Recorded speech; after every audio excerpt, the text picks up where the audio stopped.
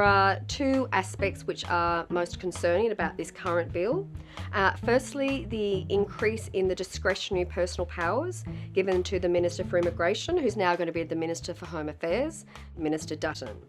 And the problem with that is that the criteria is now very broad. It's what is in the public interest. And that's very important when you're going to revoke someone's citizenship. It's quite a serious step to do that. It might render them stateless, particularly if they're a refugee. It might have serious repercussions about deporting them to their home country. So because it's such a serious step, it's thought that the criteria for that have to be spelt out in the legislation, in the Act. The new amendment is going to give more personal powers to the minister. And these are important decisions. Decisions relating to migration visas, decisions relating to revocation of citizenship. The second, which relates to that, is the ability of the Minister for Immigration to overturn what the Administrative Appeals Tribunal says. The Administrative Appeals Tribunal is a really important protector of the rule of law in Australia. It actually oversees what departmental officials and the minister does.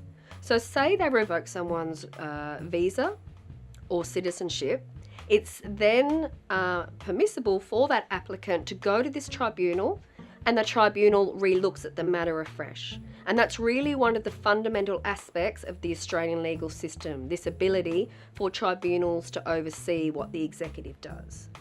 However, the citizenship bill will actually allow the minister, after the tribunal's made that really independent decision, to overturn what the tribunal has done.